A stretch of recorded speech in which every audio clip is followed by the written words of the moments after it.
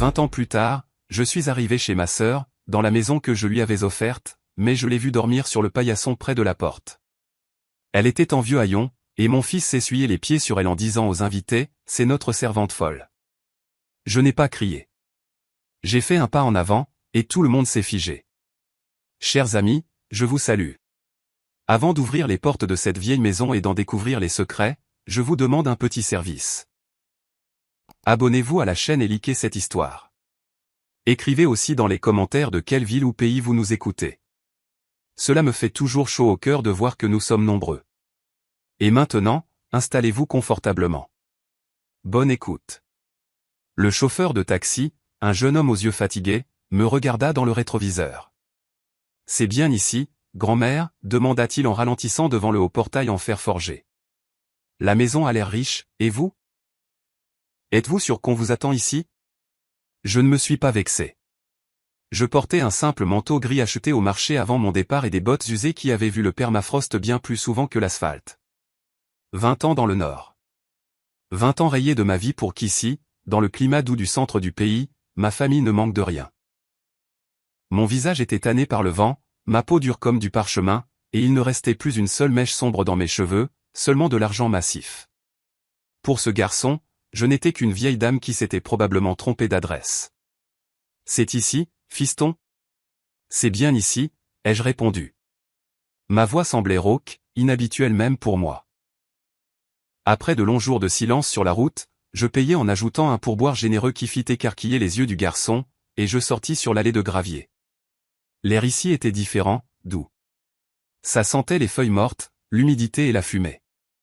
Pour mes poumons habitués à l'oxygène piquant et glacial des villes minières, cet air semblait épais comme de la gelée. Le manoir Véresque. Mon cadeau.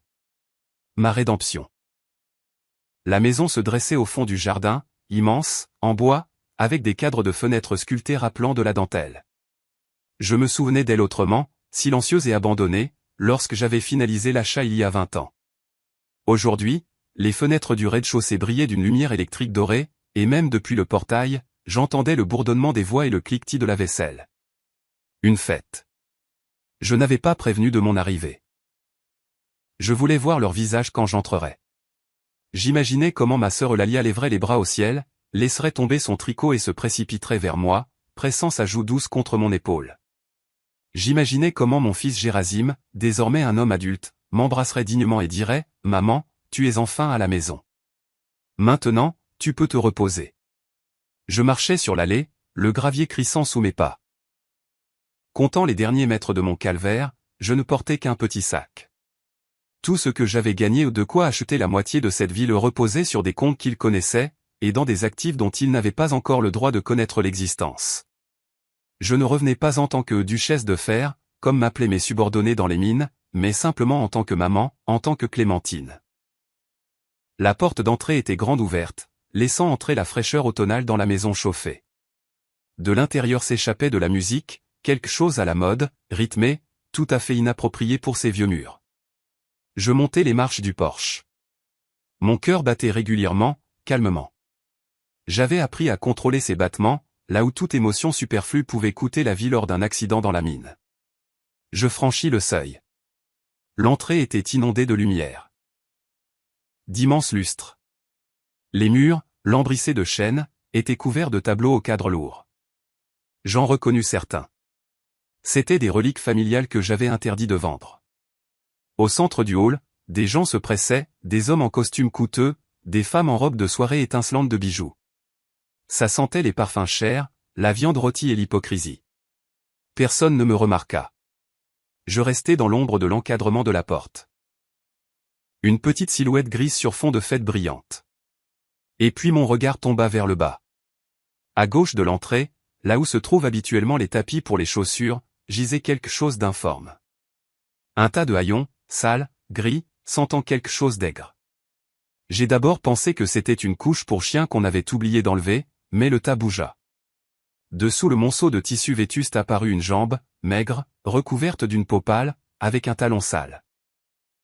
Et puis j'ai vu le visage. Il était caché par des cheveux gris emmêlés, mais je reconnus le profil. Ce nez aquilin, ce front haut. Eulalia, Malala, ma petite sœur que j'avais laissée maîtresse de ce domaine. Elle était allongée à même le sol, recroquevillée sur le poil dur du paillasson. Elle portait une robe qui semblait avoir été autrefois un rideau, grossièrement recousu et graissé jusqu'à la noirceur. Dans ma poitrine, quelque chose se serra non pas de douleur, mais de froid.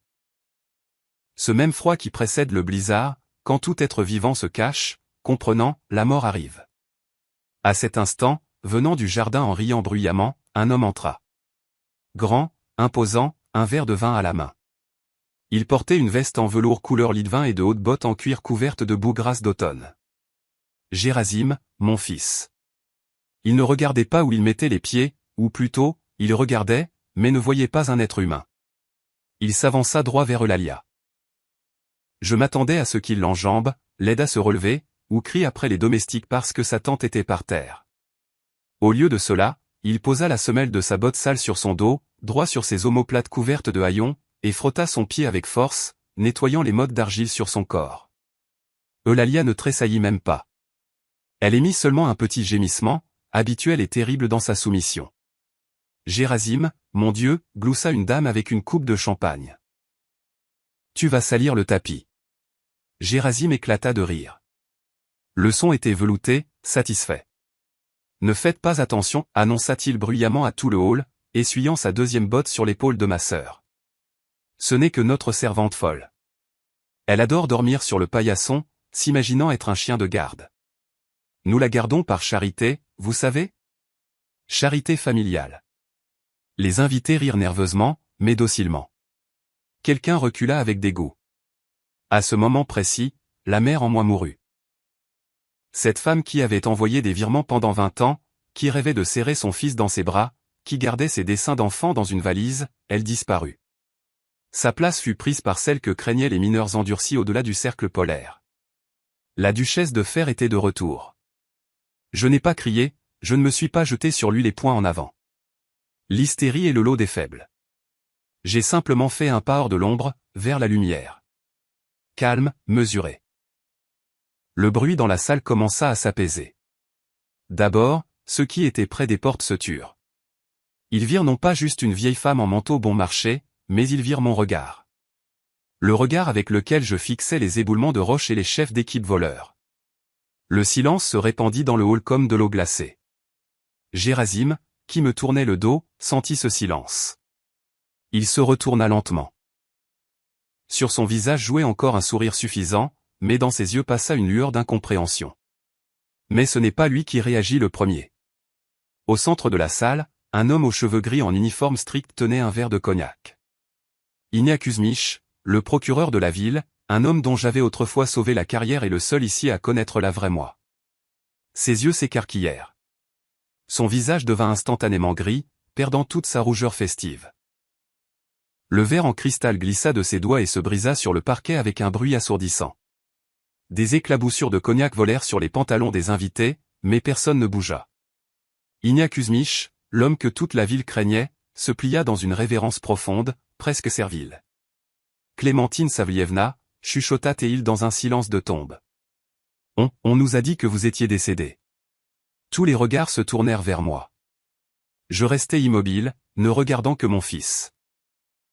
Je vis une convulsion de peur traverser son visage, aussitôt remplacée par autre chose, quelque chose de poisseux et calculateur. Gérasime se redressa. Il ne se jeta pas vers moi.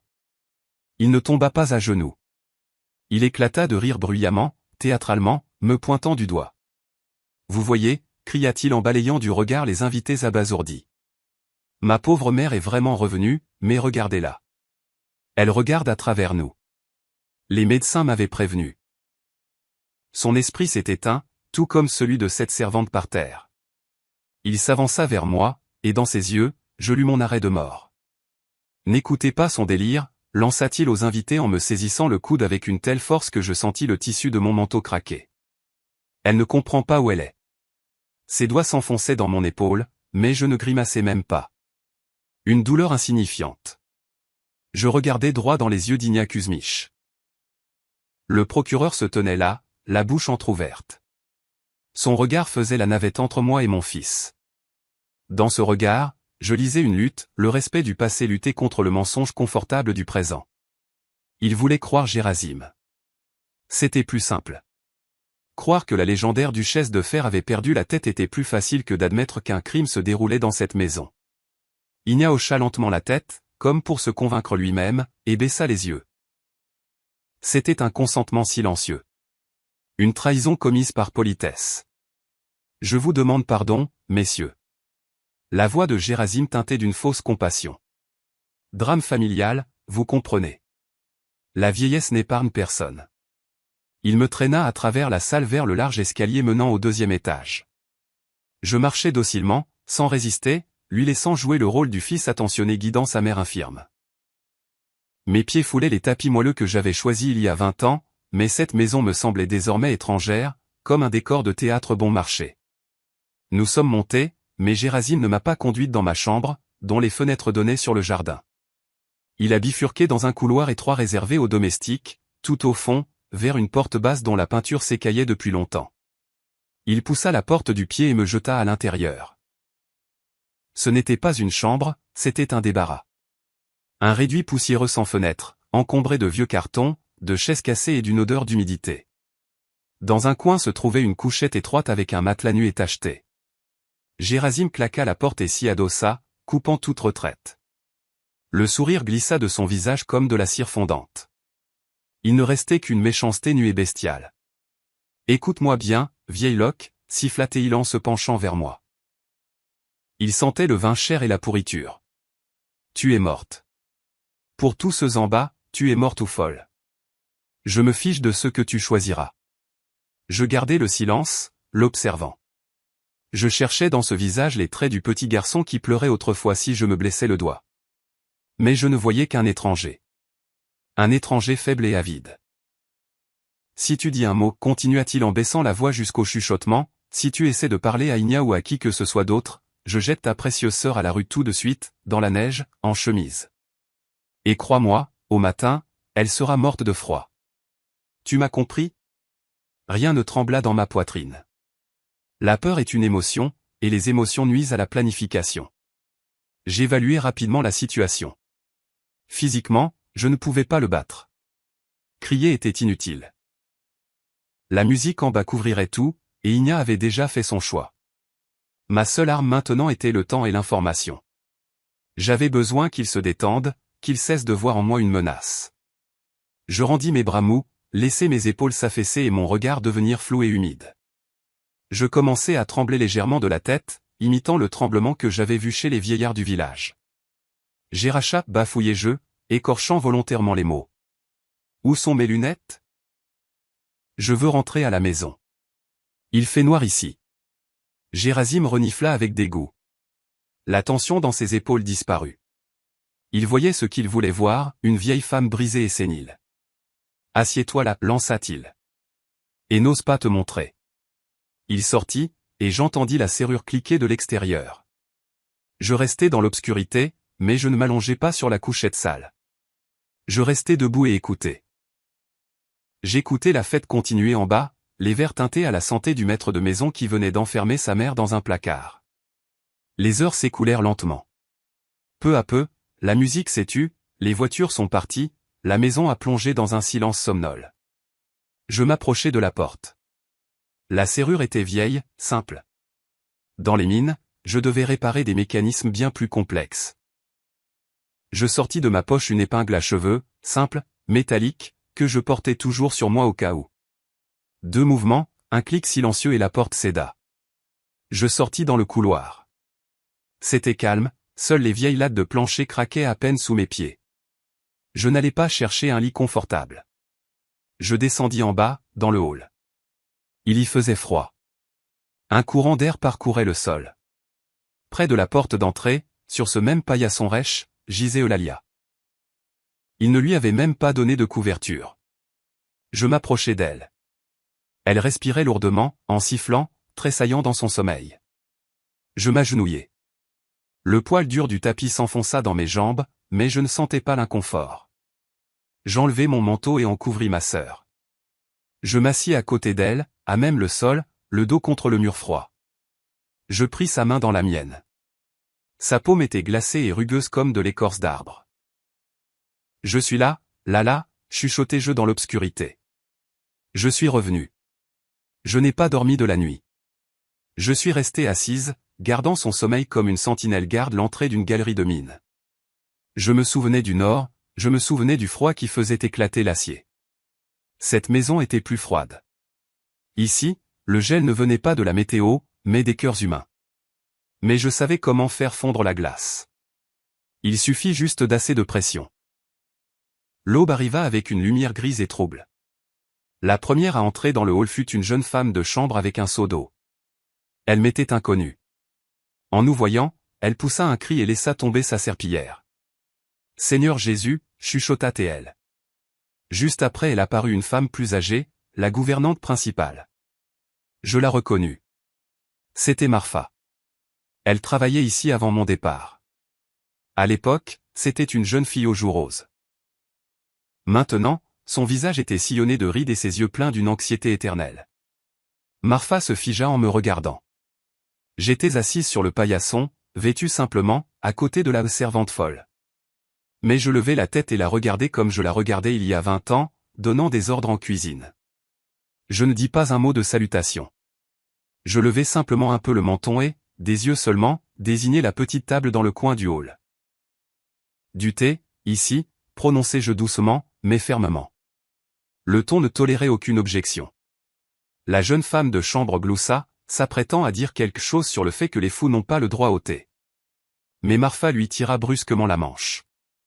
Elle pâlit, reconnaissant ce ton. Tout de suite, Clémentine Savlievna, marmonna-t-elle, et dans sa voix, j'entendis non pas la peur de Gérasim, mais un vieux respect enraciné. 5 minutes plus tard, elle revint avec un plateau. Dessus, une théière en porcelaine, 2 tasses et 2 assiettes de bouillie d'avoine d'où s'échappait une vapeur épaisse. Marfa s'agenouilla pour poser le plateau au sol devant nous. Ses mains tremblaient. Elle posa la tasse de thé devant moi, la soucoupe tinta. Je croisai son regard. Il y avait une supplique. Elle jeta un coup d'œil rapide et furtif vers l'escalier, vérifiant si le maître descendait. « Mangez, mesdames, dit-elle fort pour les oreilles invisibles. La bouillie est fraîche, avec du beurre. » Mais quand elle retira sa main de ma tasse, ses doigts pressèrent un instant mon poignet. Et je sentis qu'un petit morceau de papier avait glissé sous le fond de la tasse. Marfa se leva rapidement et, sans se retourner, se précipita vers la cuisine, entraînant la jeune bonne avec elle. J'attendis que leur pas s'éloigne. Eulalia commençait à se réveiller, s'étirant sous mon manteau. Je pris la tasse. Dessous se trouvait un bout de feuille de cahier. Je le dépliai. L'écriture était hâtive, tordue. Ne mangez pas la bouillie. Ils y mettent de la poudre. Ça rend l'esprit cotonneux et les jambes ne tiennent plus. Buvez seulement l'eau du robinet. Je levai lentement les yeux vers l'assiette fumante de bouillie. L'odeur appétissante du beurre me semblait maintenant être l'odeur de la mort. Je regardai Eulalia. Elle tendait la main vers l'assiette. Ses yeux étaient troubles, défocalisés. J'écartai sa main doucement mais fermement. Non, Lala, dis-je. Aujourd'hui, nous n'avons pas faim.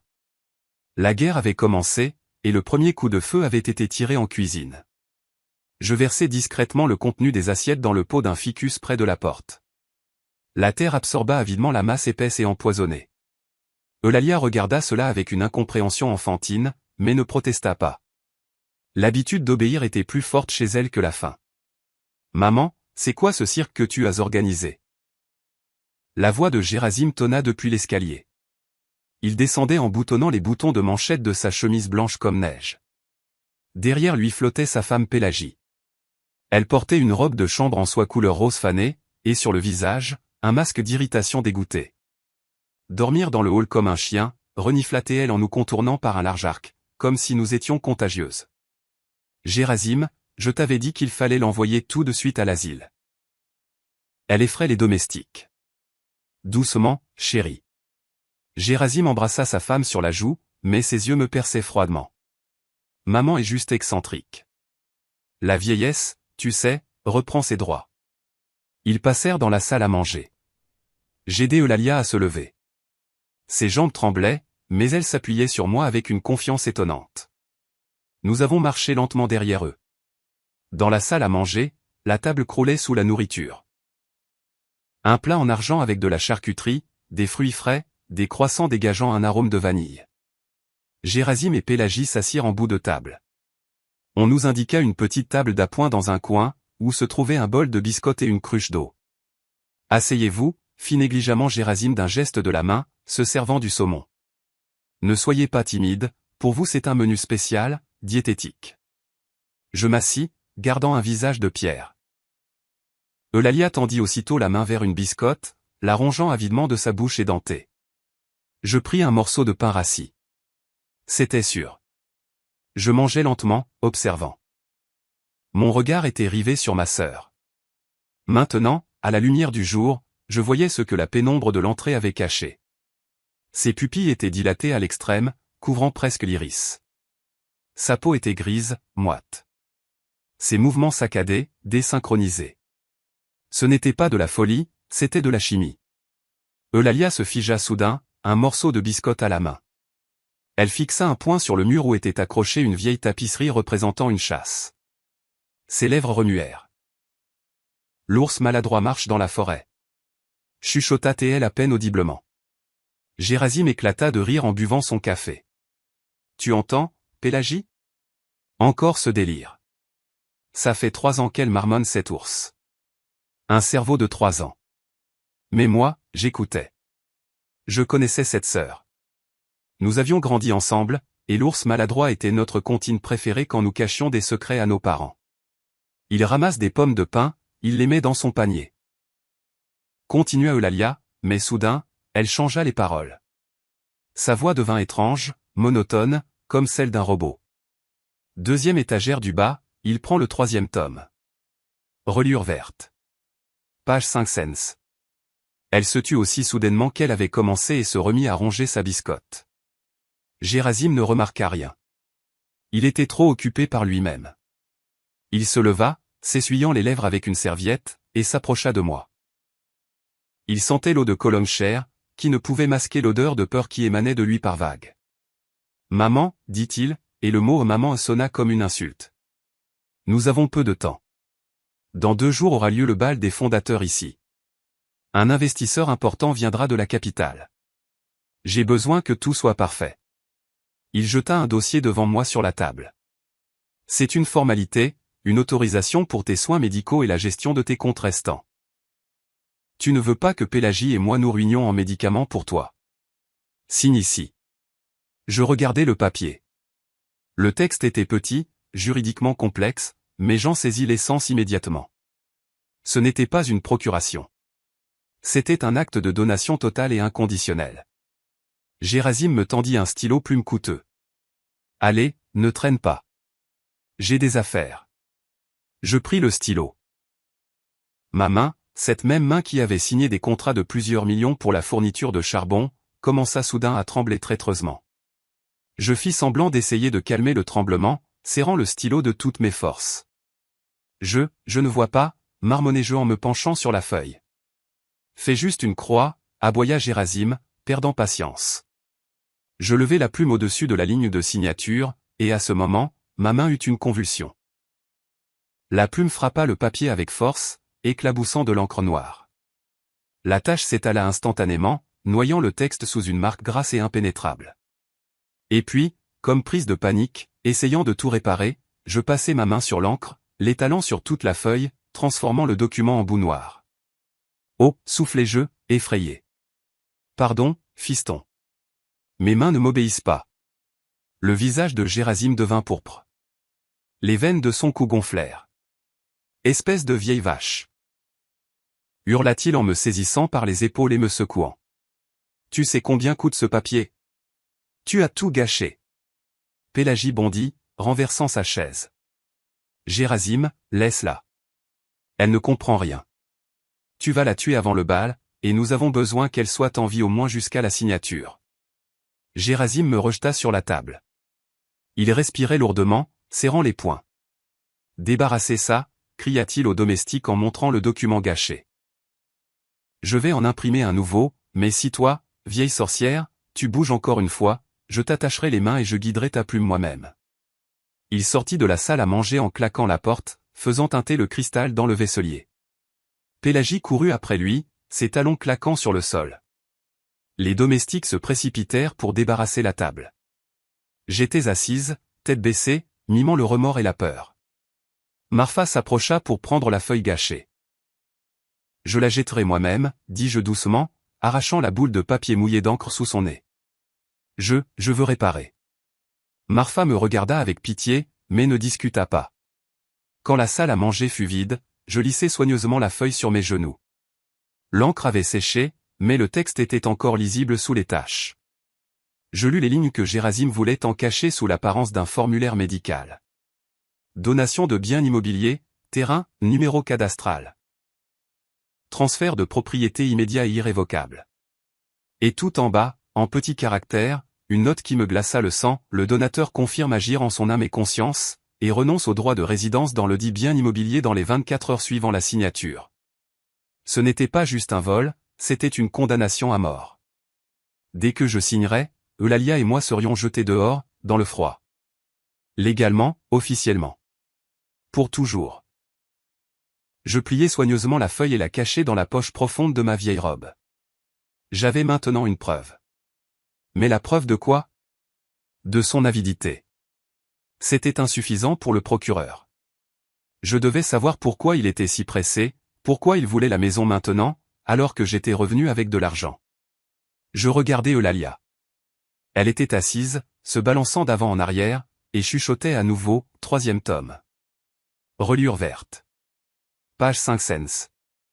La bibliothèque. La réponse était là. J'attendis que le bruit du moteur de la voiture de Gerasim s'estompe au-delà du portail. Il était parti en ville, probablement chez le notaire pour préparer de nouveaux papiers. Pélagie s'était enfermée dans son boudoir, se préparant pour le bal. La maison se tut, plongée dans une somnolence anxieuse et expectative. Marfa, appelai-je doucement quand la gouvernante passa. Surveille-la là, tu en réponds sur ta tête. Marfa hocha la tête. Dans ses yeux passait une peur mêlée de détermination. Elle emmena ma sœur à la cuisine, loin des regards curieux. Moi, je me dirigeai vers la bibliothèque. Les portes en chêne foncé étaient verrouillées. Gerasim ne prenait pas de risques, sachant que j'aimais les livres. Je regardais autour de moi. Le couloir était vide. Je sortis de mes cheveux cette même épingle qui m'avait déjà servi de clé pour le débarras. Mes mains se souvenaient du mouvement. Dans le village minier, un vieux serrurier, l'oncle Micha, m'avait appris à ouvrir les serrures des entrepôts quand nous perdions les clés dans le blizzard. Sens le métal, Clémentine, disait-il. Il est vivant, il veut s'ouvrir. Il faut juste demander poliment. J'ai demandé. Le clic fut à peine audible, comme le craquement d'une brindille sèche. La porte céda. Je me glissai à l'intérieur et la refermai derrière moi sans la verrouiller. La bibliothèque sentait la poussière et le vieux papier. Les rideaux étaient tirés. La pièce baignait dans la pénombre. J'allumai la lampe de bureau sur la table massive. Le faisceau de lumière arracha à l'obscurité des rangées d'étagères montant jusqu'au plafond. 2e étagère du bas. 3e tome. Reliure verte. Je m'approchai de l'étagère indiquée. C'était la section des classiques. 3e tome. Reliure verte. Dostoïevski. Crime et châtiment. Quelle ironie. Je sortis le livre. Il était léger, trop léger pour un tome aussi épais. Je l'ouvris. Les pages avaient été découpées pour former une cachette. À l'intérieur, pas de lingots d'or ni de liasses de billets, mais un simple cahier d'écolier à la couverture en toile cirée. Je m'assis par terre, adossé à l'armoire, et ouvris le cahier. C'était le journal d'Eulalia. L'écriture au début était régulière, calligraphique, celle que notre gouvernante nous avait enseignée. 15 mars. Gerasim a vendu le service de maman, il a dit qu'il l'avait cassé par accident, mais j'ai vu le reçu du prêteur sur gage. J'ai essayé d'écrire à Clémentine, mais il m'a arraché la lettre des mains, disant que maman était occupée par des affaires importantes et qu'il ne fallait pas l'inquiéter pour des broutilles. Je tournais les pages et à chaque nouvelle date, l'écriture devenait de plus en plus déchirée, les lettres dansaient. 10 septembre. Le docteur Zozim est venu aujourd'hui. Il m'a fait une piqûre, a dit que c'était des vitamines. Mais après, j'ai dormi 2 jours. Je me suis réveillé, et le tableau d'Aïvazovski avait disparu du salon. Gerasim dit que je l'ai offert à quelqu'un. Je ne me souviens pas. J'ai peur. 2 décembre. Il me donne de nouvelles pilules. J'oublie les mots. J'oublie comment s'appelle le chat. Clémentine, où es-tu? Pourquoi ne viens-tu pas? Gerasim dit que tu es morte, mais je sais que c'est un mensonge. Je te sens. Les dernières entrées étaient au crayon, des gribouillis presque illisibles. Plus d'argent. Il a tout dépensé. Il a joué tout ce que tu envoyais.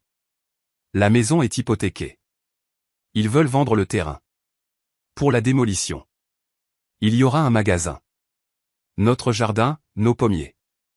Ils vont les abattre. J'ai caché les documents.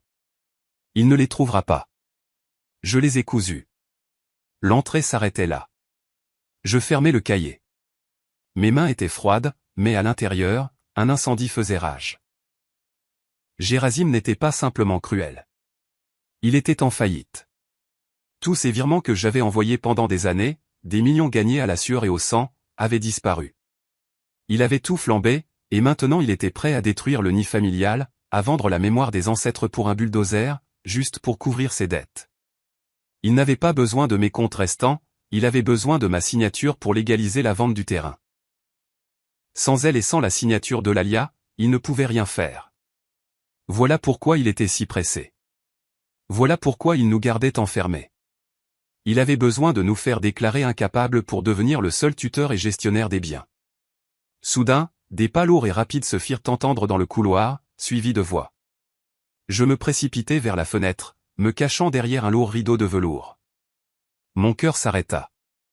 La porte s'ouvrit à la volée. 2 personnes entrèrent dans la bibliothèque. Vous ne comprenez pas.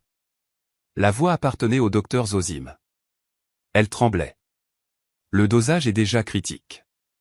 Si on augmente, leur cœur s'arrêtera. Je me fous de leur cœur, aboya Gerasim. J'ai besoin que demain au bal, elles soient des légumes, que le juge les voie en train de baver et signe la tutelle sans regarder.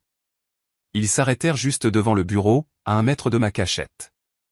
Je voyais leur silhouette à travers la fente du rideau. Gerasim faisait nerveusement les 100 pas. Le promoteur me donne une semaine, continuait-il en criant presque. Une semaine, Zosime. Si je n'apporte pas les papiers du terrain, ils prendront tout pour les dettes. Et toi, mon cher ami, ils ne t'épargneront pas non plus. Tu as falsifié des ordonnances, tu as prescrit des psychotropes sans indication. Le docteur soupira lourdement, s'essuyant le front. Gerasim Petrovitch, j'ai peur. Votre mère, elle n'a pas l'air folle. Ce regard qu'elle a. C'est une vieille, coupa Gerasim. Une vieille sénile qui s'imagine reine des mines. Écoute-moi. Ce soir, double dose. Dans le thé, dans la soupe, verse-leur dans la gorge de force s'il le faut. Je veux qu'au matin, elle ne puisse pas aligner 2 mots. Tu m'as compris? Mais ça peut les tuer. Objecta faiblement Zosime. Alors on les enterra avec les honneurs, trancha Gerasim. J'ai besoin du terrain, docteur. Le terrain vaut plus cher que 2 vieilles folles. Fais ce que je t'ai dit. Ou je raconte au procureur comment votre précédente patiente est morte accidentellement, laissant son appartement à votre femme. Un silence s'installa. Visqueux, terrible. J'entendais la respiration lourde du docteur. D'accord, finit-il par lâcher. Je le ferai ce soir. Ils sortirent, laissant la porte ouverte. Je sortis de derrière le rideau. Mes mains ne tremblaient plus. Maintenant, je savais tout. Les jeux étaient faits. Ce n'était pas juste une lutte pour une maison, c'était une lutte pour ma vie et celle de l'Alia. Et il ne me restait qu'une soirée pour les battre. Je regardais le journal dans mes mains. C'était une arme, mais j'avais besoin de plus. J'avais besoin d'un allié, et je savais où le trouver. Gerasim lui-même m'avait donné l'indice. La patiente précédente, l'appartement, la femme. Je fourrais le cahier sous mes vêtements et me glissais sans bruit dans le couloir. La chasse aux chasseurs avait commencé. Je savais que je n'avais que quelques minutes avant que le docteur Zosime n'atteigne la cuisine pour préparer le thé spécial. Je ne courus pas après lui. Je coupai par le passage des domestiques, connaissant la disposition de cette maison mieux que quiconque. Je l'interceptai dans un couloir étroit près de l'entrée de service. Il marchait voûté, serrant une sacoche noire comme si elle était remplie de pierres. En me voyant, il eut un sursaut comme s'il avait reçu un choc électrique et se plaqua contre le mur. « Clémentine Savlievna, balbutia-t-il. Vous ne devriez pas être ici. Vous devez vous reposer dans votre chambre. » Je ne perdis pas de temps en politesse. Je m'avançai tout près de lui, le coinçant. Pas de témoin dans ce couloir. Juste nous deux et la vérité suspendue entre nous comme une hache. Me reposer, docteur ? Ma voix était basse mais tranchante comme l'acier. Pour ne plus jamais me réveiller ou pour me réveiller comme un légume, prêt à être jeté au rebut ? Zosime blêmit. Des gouttes de sueur perlèrent sur son front. Je ne comprends pas de quoi vous parlez. C'est pour votre bien. Le traitement. Assez. Je le coupai net. J'ai entendu votre conversation dans la bibliothèque. Je sais pour la double dose. Je sais pour l'appartement de votre défunte patiente que vous avez mis au nom de votre femme. Les yeux du docteur s'écarquillèrent d'horreur. Il ouvrit la bouche mais aucun son ne sortit. Mais vous ignorez une chose, docteur, continuai-je en le fixant droit dans les pupilles. Vous pensez que je suis juste une vieille du Nord ? Je détiens le paquet majoritaire des actions du holding qui finance la chambre médicale de la capitale, cette même chambre qui a examiné le dossier de retrait de votre licence il y a 5 ans. Je ne suis pas intervenu alors, mais je me souviens de votre nom sur les listes des personnes peu fiables. C'était du bluff, en partie. J'avais vraiment de l'influence, mais je ne me souvenais pas spécifiquement de son dossier. Cependant, la peur est un grand artiste, elle dessine les détails elle-même. Zosime se mit à trembler. La sacoche tomba de ses mains et frappa le sol avec un bruit sourd. Vous avez le choix, Zosime. Je me penchai vers lui.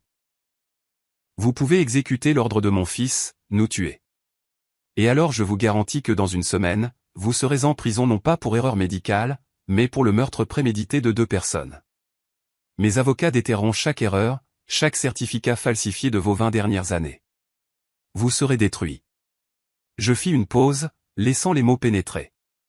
Ou vous m'aidez maintenant, et alors, peut-être que j'oublierai votre nom quand je mettrai de l'ordre dans cette ville. Le docteur déglutit convulsivement. Il ne me regardait pas comme une patiente, mais comme un juge levant le marteau pour la sentence. Que dois-je faire, chuchota-t-il. Échanger les comprimés, ordonnai-je. Donnez-nous des placebos, des vitamines, de la craie, n'importe quoi qui ne tue pas l'esprit. Et dites à Gérasime que la dose a été administrée. Il hocha la tête rapidement, frénétiquement. Je le ferai, je le jure, je le ferai. Et encore. Je le retins par le revers de sa veste. Demain au bal. Quand on vous demandera mon état, vous direz la vérité. Rien que la vérité. Compris? Oui, Clémentine Savlievna. Je le lâchai. Il ramassa sa sacoche et courut presque vers la cuisine, trébuchant sur le sol plat. Je le regardai s'éloigner. Je ne le croyais pas totalement, mais la peur pour sa propre peau est la laisse la plus fiable. Je me redressai. Mes épaules se déployèrent. Plus besoin de me voûter ni de traîner les pieds. Je marchais dans le couloir de ma maison et à chaque pas, je reprenais le pouvoir sur elle. J'entrai dans la cuisine. L'agitation y régnait. Le cuisinier, un gros homme au visage rouge engagé par Gérasime, hurlait sur Marfa qui essayait de nourrir Eulalia avec de la soupe. « Enlève cette folle d'ici », glapissait-il en agitant une louche. « Elle va me couper l'appétit des invités avec son allure. »« Quelle bouffe dehors !» Marfa pleurait, protégeant ma sœur de son corps. Eulalia se recroquevillait sur un tabouret. Je m'approchai du cuisinier par derrière. Silencieusement, discrètement. « Dehors, dis-je. » Le cuisinier se retourna, clignant des yeux de surprise. « Quoi ? T'es qui toi, la vieille ? Allez, file dans ta niche. » Je pris une lourde poêle en fonte sur la table, la soupesai calmement dans ma main. Je dis, dehors de ma maison. Tu es viré. Tout de suite. Il y avait tant de détermination froide dans mes yeux que le cuisinier s'étouffa avec son cri. Il regarda la poêle, puis moi, puis les domestiques figés. Personne n'intervint pour lui. Vous êtes tous dingues ici, grommela-t-il en arrachant son tablier et en le jetant par terre. Je ne remettrai plus les pieds ici. Il sortit par la porte arrière. Un silence tomba sur la cuisine. Les domestiques me regardaient avec une terreur respectueuse. Marfa, dis-je plus doucement. Donne à manger à tout le monde, de la vraie nourriture, et à Lala aussi. Je m'approchai de ma sœur. Elle leva les yeux vers moi. Il n'y avait plus ce voile trouble. Les médicaments commençaient à s'éliminer, et bien qu'elle fût faible, son regard s'éclaircit. Tina, chuchota-t-elle, me reconnaissant vraiment pour la première fois depuis ces jours. Tu es venue? Je l'embrassai, serrant fort ses épaules maigres. Je suis venue, ma chérie. C'est fini. Eulalia s'écarta soudain et regarda autour d'elle d'un air conspirateur. Elle me tira par la manche, m'obligeant à me pencher à son oreille. Tina, écoute, chuchota-t-elle rapidement, fiévreusement. La maison. Il cherche les papiers de la maison. Gerasim a tout retourné. Mais c'est un idiot. Il a cherché dans le coffre, dans les murs. Je sais pour le journal. Lala, chuchotai-je en retour. Je l'ai trouvé. Non, pas le journal. Elle serra ma main avec une force inattendue. Le document. L'acte lui-même, l'original. Celui où il est écrit la condition. Je ne l'ai pas laissé le trouver. Je savais que tu reviendrais. Je l'ai caché là où il ne devinera jamais de chercher. Où? Eulalia sourit d'un sourire faible mais rusé. Tu te souviens de ton vieux manteau? Celui avec le col en fourrure, avec lequel tu es parti dans le nord. Il est pendu dans le débarras, dans le coin le plus reculé. J'ai décousu la doublure et j'ai cousu les papiers dedans, juste sous le cœur. Je me figeai. Mon vieux manteau, celui-là même qui était pendu dans le débarras où Gerasim m'avait enfermé. J'avais passé la nuit à côté et je ne savais même pas que le salut était à portée de main. Tu es génial, Lala. Je l'embrassai sur le front. Tu es la plus intelligente de nous deux. J'avais maintenant tout. Le journal avec les preuves de l'escroquerie. Le docteur prêt à témoigner. Et surtout l'original du document qui pouvait détruire Gerasim d'un trait de plume. Il ne restait qu'une nuit et un bal. Demain, ils fêteraient leur victoire, et moi j'organiserais les funérailles de leurs ambitions. Je laissai Eulalia sous la garde de Marfa et montai sans bruit au débarras. Là, dans l'obscurité, parmi les cartons poussiéreux, pendait mon vieux manteau de drap, ayant perdu sa forme et sa couleur avec le temps. Mes doigts tremblaient en cherchant la couture sur la doublure. La voilà. Des points grossiers, faits par la main tremblante de ma sœur. Je soulevai délicatement le fil avec mon ongle. Le tissu s'écarta. À l'intérieur, plié en 4 entre la ouate et le drap, se trouvait une feuille de papier timbré épaisse. Je la sortis. Le papier craqua dans le silence comme un coup de feu. Même dans la pénombre, je reconnus le sceau du notaire apposé il y a 20 ans. C'était mon atout, mon épée. Le lendemain, la maison bourdonnait comme une ruche. Les domestiques couraient avec des plateaux, les fleuristes décoraient l'escalier de guirlandes de fleurs fraîches. Gerasim et Pélagie étaient sur les nerfs. Ils hurlaient sur quiconque leur tombait sous la main, vérifiant chaque détail. Eulalia et moi avions été enfermés au grenier. C'était leur solution pour cacher les folles parentes loin des regards tant que les invités ne seraient pas partis. Mais ils ne savaient pas que la porte n'était pas verrouillée. Le docteur Zosim avait tenu parole. La serrure était ouverte, bien qu'un verrou massif pende à l'extérieur. Un décor qu'il avait simplement posé sur les gonds sans le enclencher. Nous étions assis en silence. Eulalia était calme. Elle avait pris le médicament que Zosim lui avait donné au du simple gluconate de calcium et son esprit était clair. Nous entendions les invités commencer à arriver en bas. Musique, rire, claquement de talons. C'est l'heure, dis-je quand l'horloge de l'hôtel de ville sonna 7 heures. Je m'approchai de la vieille malle qui se trouvait dans un coin du grenier. Je savais que la garde-robe de maman y était conservée. Je soulevai le lourd couvercle. Une odeur de naphtaline et de lavande me frappa. Je sortis une robe. Velours bordeaux foncé, coupe stricte, col haut. Elle était vieille, mais majestueuse. Je l'enfilai. Elle m'allait parfaitement, comme si elle m'avait attendu toutes ces années. Je peignai mes cheveux gris et les relevai en une coiffure haute, fixée par cette même épingle passe-partout. Et puis je sortis de ma poche une petite boîte en velours que j'avais apportée du Nord. Dedans reposait l'ordre du mérite pour la patrie. Argent lourd sur un ruban moiré. Je l'épinglai sur ma poitrine. J'habillai Eulalia d'une robe beige simple mais propre, trouvée au même endroit. Je lavai son visage, arrangeai ses cheveux. Elle ne ressemblait plus à une vieille folle. Elle ressemblait à une dame effrayée mais digne. Viens, Lala, je lui tendis la main. Viens, montrons-leur qui est la maîtresse ici. Nous sortîmes du grenier et commençâmes à descendre par l'escalier de service menant au hall principal. En bas, le bal battait son plein. L'immense lustre brillait, se reflétant dans les coupes de champagne. Gérasime se tenait sur une scène improvisée près de la cheminée. Il était magnifique en smoking, rayonnant d'assurance et de charme. À côté de lui se tenait le juge, un homme gros au visage rouge, tenant un dossier. Mesdames et messieurs, la voix de Gérasime, amplifiée par le micro, résonnait dans la salle. Merci de partager cette soirée avec nous. Aujourd'hui est un jour spécial. Nous ne célébrons pas seulement l'histoire de notre famille, mais nous regardons vers l'avenir. Malheureusement, ma chère mère et ma tante ne peuvent être parmi nous. Leur santé, hélas, exige un repos complet et l'isolement. La foule hocha la tête avec compassion. Pélagie tamponna ses yeux secs avec un mouchoir. C'est un lourd fardeau, continuait Gérasime en faisant une mine affligée. Voir s'éteindre l'esprit de ses proches. Mais moi, en tant que fils aimant, je suis prêt à assumer la responsabilité de leur bien-être et de la gestion de notre héritage familial. Votre honneur, il se tourna vers le juge. Je vous demande d'attester cet acte de tutelle. Le juge hocha la tête et ouvrit le dossier. Gérasime prit le stylo. Son visage rayonnait de triomphe. Il sentait déjà le goût de la victoire. À cet instant, nous sommes sortis sur le palier supérieur de l'escalier d'honneur. Le bruit de nos pas fut noyé par la musique, mais ma présence fut sentie par les dos. D'abord un invité se retourna, puis un autre. Un murmure parcourut la salle comme une vague.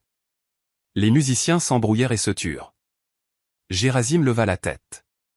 Le stylo se figea à 1 centimètre du papier. Ses yeux s'arrondirent. Il ne vit pas deux vieilles décrépites en haillons. Il me vit droite comme un i, en velours, une médaille sur la poitrine, et à côté, Eulalia propre et calme. Le silence devint absolu. On n'entendait plus que le tic-tac de l'horloge comtoise. Oh, regardez. Gérasime essaya de rire, mais le rire sortit nerveux, aboyant. Elles se sont échappées de leur chambre. Pauvres femmes. Infirmiers. Où sont les infirmiers? Emmenez-les.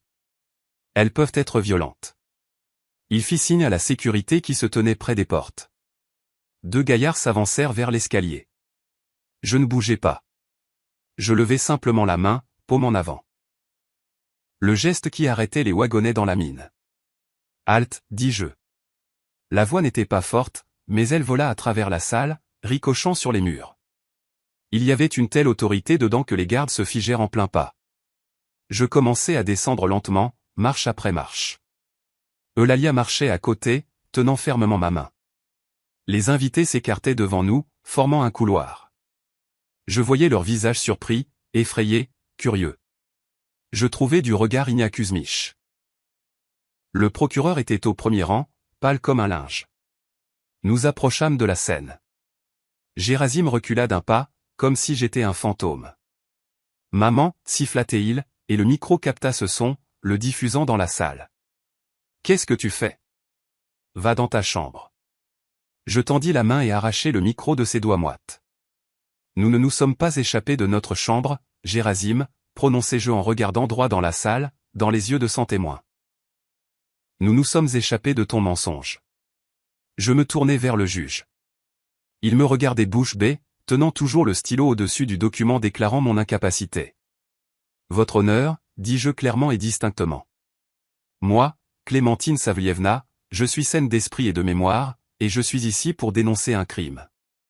La salle poussa un soupir de stupeur. Pélagie cria et porta la main à son cœur. Un vol, continuai-je sans quitter mon fils des yeux, une falsification et une tentative de séquestration illégale. Gérasime devint écarlate. Son masque tomba définitivement. Elle délire, hurla-t-il en essayant de reprendre le micro, mais je reculai. Vous ne voyez pas? C'est de la paranoïa. Docteur Zosime.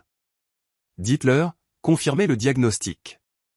Toutes les têtes se tournèrent vers le docteur qui se terrait près d'une colonne. Gérasime le regardait avec un espoir furieux. C'était sa dernière chance. Zosime s'avança lentement. Ses mains tremblaient, mais il me regarda, puis regarda Gérasime. Il y avait de la peur dans ses yeux, mais la peur de moi était plus forte. Les dossiers. La voix du docteur trembla, puis s'affermit. Les dossiers médicaux que j'ai fournis au tribunal. Ils sont faux. Gérasime se figea. Qu'est-ce que tu racontes, glapit-il. Je les ai écrits sous la dictée de Gérasime Petrovitch, dit fort Zosime en regardant le sol. Sous la menace. Clémentine Savlievna et Eulalia Savlievna sont en parfaite santé. Leur état a été provoqué artificiellement, par des médicaments que leur fils m'obligeait à leur donner. Explosion. C'était comme si une bombe avait éclaté dans la salle. Les invités brouaient, quelqu'un cria. Le juge referma le dossier d'un claquement sec. Gérasime se tenait seul au milieu de la scène, nu dans son mensonge. Son monde s'effondrait, et alors il fit la seule chose qu'il savait faire. Il choisit la violence. Gérasime rugit comme une bête blessée. Dans ses yeux, il n'y avait plus ni calcul ni ruse. Seulement la rage animale d'un rat acculé. Il se jeta sur moi. Ses doigts se crispèrent, visant ma gorge. Il ne voulait pas juste frapper, il voulait me faire taire pour toujours, écraser cette voix qui détruisait son illusion de grandeur. « Ferme-la, crève, vieille salope » hurla-t-il en sautant la marche de la scène. Je ne bougeais pas. 20 ans dans le Nord m'avaient appris que lorsqu'une avalanche arrive, courir est inutile. Il faut lui faire face. Je serrai seulement plus fort la main de Lalia, qui cria et tenta de me protéger de son corps. Mais le coup ne vint pas.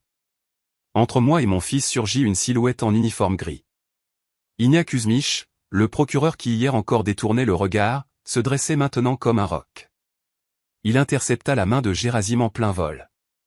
Dur. Professionnel. N'ose pas, dit-il doucement, mais ce murmure couvrit tout le bruit de la salle. Gérasime s'agita, essayant de se libérer, mais la prise du vieux procureur était de fer. Lâche-moi, elle ment. Elle est folle, postillonna Gérasime. J'en ai assez entendu, coupa Ignac en le repoussant violemment en arrière. Gérasime chancela et tomba à genoux, juste aux pieds du juge. Touche à la femme qui a bâti l'économie de cette ville, et tu ne vivras pas jusqu'au procès. J'y veillerai personnellement.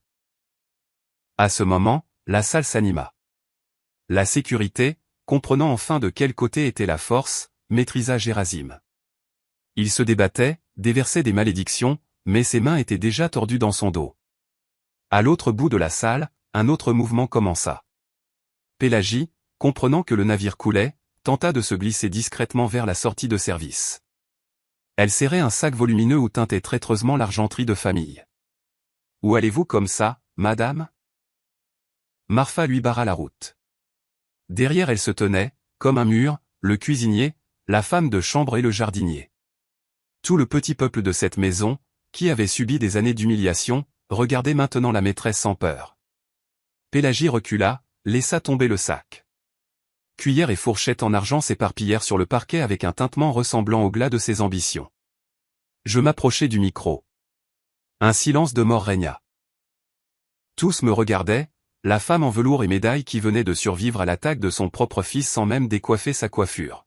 « Lâchez-le, dis-je. » Les gardes se regardèrent avec surprise, mais relâchèrent leur étreinte. Gérasime se releva en époussetant ses genoux. Une lueur d'espoir revint dans ses yeux. Il pensa que j'allais céder, que le cœur de mère flancherait. « Maman » commença-t-il, changeant de ton pour devenir plaintif. « Maman, pardon, je n'étais pas moi-même. Ce sont les nerfs. On va tout arranger. » Je sortis de sous mes vêtements la feuille de papier timbré pliée. Celle de la doublure du manteau. « Tu as raison, fils, dis-je calmement. On va tout arranger tout de suite. » Je dépliai le document et le montrai au juge et au procureur. Ceci est l'acte de donation de la maison et du terrain, établi il y a 20 ans. Ma voix était ferme. Mais vous, Gérasime, n'avez jamais lu les petits caractères. Vous étiez trop occupé à dépenser mon argent. Je m'approchai de lui tout près. Article 578 du Code civil de la Fédération de Russie, prononcez-je en détachant chaque mot. Révocation de donation. Le donateur a le droit d'annuler la donation si le donataire a attenté à sa vie, à la vie d'un membre de sa famille ou a causé au donateur des lésions corporelles. Gerasim devint si pâle qu'il ressemblait à un cadavre. Et aussi, continuez-je, si le traitement par le donataire de la chose donnée, présentant pour le donateur une grande valeur non patrimoniale, crée une menace de sa perte irrévocable. Je balayai la salle de la main, montrant les invités, les murs, le jardin par la fenêtre. Cette maison est la mémoire de mon père. Et tu en as fait un tripot et tu voulais la vendre pour démolition. Tu as affamé ma sœur. Tu as essayé de me faire déclarer folle. Tu as levé la main sur moi devant 100 témoins. Je me tournai vers le notaire, qui était assis dans un coin, recroquevillé. Dressez l'acte d'annulation. Immédiatement. Gerasim s'effondra à genoux pour de bon. Pas théâtralement. D'impuissance. Ses jambes ne le tenaient plus. Maman, ne fais pas ça. Où irai-je? Je n'ai rien. Je le regardais de haut.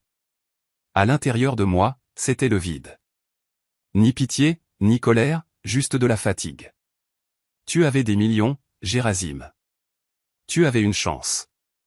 Tu avais une famille. Tu as tout échangé contre de la poudre aux yeux. Je fis un signe de tête à Inia Kuzmich. Emmenez-les tous les deux. Je porte plainte pour escroquerie, détournement de fonds à grande échelle et tentative de meurtre. Les policiers, appelés par un des invités, entraient déjà dans la salle. Ils saisirent Gerasim par les bras. Il ne résistait pas. Il pendait entre eux comme une poupée de chiffon, me regardant avec des yeux vides et vitreux. Pélagie fut emmenée à sa suite.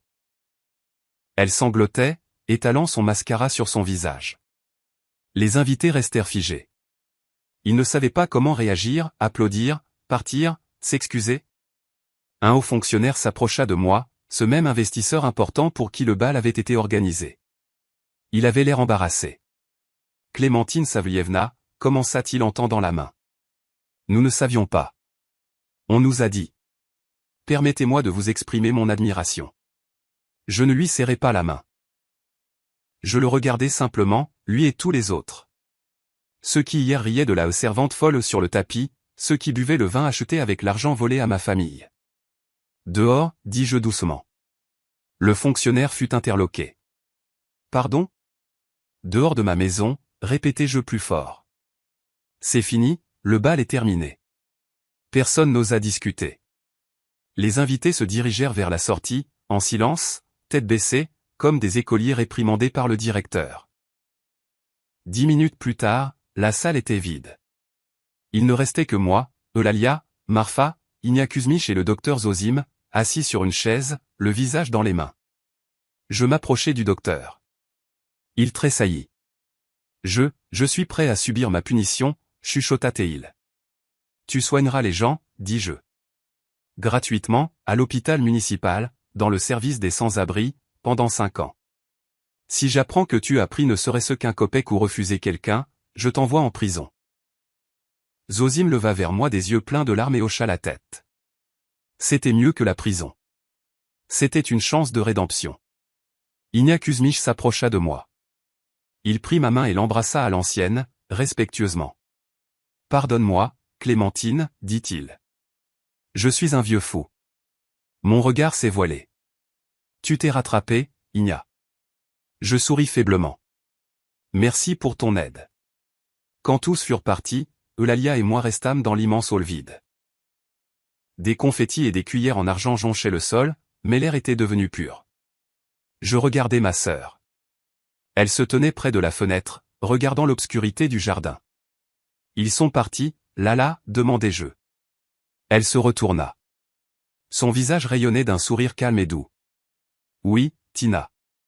Tous les démons sont partis. Je m'approchai de la porte et l'ouvris en grand. Le vent froid de la nuit s'engouffra dans la maison, chassant les restes de parfums chers et de peur.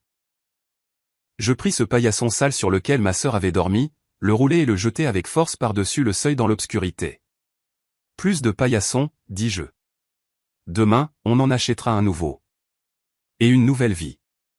Une semaine passa. La maison sentait encore la peinture et le bois fraîchement coupé, mais cette odeur m'était plus chère que n'importe quel parfum français. Avec Marfa et le jardinier, nous avions nettoyé chaque recoin. J'avais ordonné de brûler tous les meubles de la chambre de Gérasime et Pélagie dans la cour. Le feu dévora la tête de lit en velours et les baldaquins en soie, emportant avec la fumée le souvenir des années d'humiliation. Maintenant, j'étais assise dans le jardin sur un petit banc. Plongeant mes mains dans la terre meublée froide, je plantais des tulipes. Les bulbes se couchaient dans les trous comme de petites promesses de printemps futur. La terre sous mes ongles me rappelait le nord, mais là-bas elle était une ennemie, ici une mère. Tina, le thé est prêt. Je me retournai. Sur la véranda, enveloppée dans un plaid chaud en laine de mouton, Eulalia était assise. À côté, sur la petite table, fumait un samovar. Elle tenait dans ses mains une fine tasse en porcelaine de ce même service que nous croyions vendu, mais que Marfa, la brave femme, avait caché à la cave il y a 5 ans. Lala ne tremblait plus. Son regard était clair, calme, bien qu'au fond de ses yeux demeurât l'ombre de l'horreur vécue. Mais chaque jour, cette ombre pâlissait. Je secouai mes mains et m'approchai de la véranda.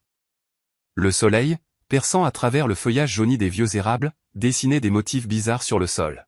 « Comment te sens-tu » demandai-je en m'asseyant dans le rocking chair à côté. « Bien » sourit ma sœur. « Pour la première fois depuis longtemps. C'est juste calme. »« Tu sais, Tina, je pensais. » L'aile, elle est vide, n'est-ce pas? Je levai un sourcil interrogateur en buvant le thé chaud au thym. Il y a 5 chambres, continua-t-elle en regardant quelque part au-dessus des arbres, claires, spacieuses. Ignac Kuzmich disait qu'il y a beaucoup de gens en ville comme je l'étais, des vieilles que les enfants chassent de leurs appartements, qu'on considère comme un fardeau. Elles n'ont nulle part où aller. Je posai ma tasse. Cette idée trottait déjà dans ma tête, mais je craignais de la formuler, pensant que ma sœur avait besoin de repos. Un centre de crise, demandai-je. Une maison, corrigea-t-elle doucement. Juste une maison où personne ne dormira sur le paillasson, où l'on pourra boire du thé dans de jolies tasses et ne pas avoir peur d'être empoisonné. Nous pourrions. Nous le ferons, dis-je fermement. J'ai encore des contacts à la fondation. Et l'argent? Gérasime a beaucoup dépensé. Eh bien, les mines du Nord savent être généreuses envers ceux qui savent attendre. Nous restaurerons tout. Nous aiderons. Quelque part au loin, une voiture klaxonna. Le bruit du moteur se fit plus fort. Le gravier crissa sous les roues. Une petite camionnette de livraison s'arrêta au portail. « Tu as commandé quelque chose » s'étonna Eulalia. Oui, je plissai les yeux avec ruse. Un cadeau pour nous deux. L'élément le plus important de l'intérieur. J'allais accueillir le livreur. Le gars déchargea un paquet lourd et compact. Je signai le bon de livraison et, saisissant le fardeau, le portai vers le porche. « Déballe » fis-je signe à ma sœur. Eulalia écarta le papier craft. Dessous se trouvait un nouveau paillasson, dense, en coco, avec un poil dur qui ne s'affaisserait pas avant 100 ans. Mais l'essentiel n'était pas la matière. L'essentiel était l'inscription brûlée en lettres noires au centre. Eulalia commença à lire à haute voix, et sa voix trembla de rire. « Essuyez vos pieds ou vous aurez affaire à la matriarche. » Nous nous regardâmes et éclatâmes de rire. Un rire pur et clair s'envola vers la cime des vieux tilleuls, effrayant les corbeaux. Dans ce rire, il n'y avait pas d'amertume, seulement de la liberté. Je posai le tapis devant la porte. Il s'ajustait parfaitement, couvrant l'endroit où gisaient encore récemment de vieux haillons. Et voilà, dis-je en me redressant et en regardant la façade rénovée de notre maison. Maintenant, c'est en ordre. Bienvenue à la maison, Clémentine. Bienvenue à la maison, Lala. Nous entrâmes à l'intérieur, laissant la porte ouverte pour que le vent d'automne puisse se promener librement dans les couloirs, balayant les dernières ombres du passé. La vie ne faisait que commencer. Voilà l'histoire, mes chers auditeurs.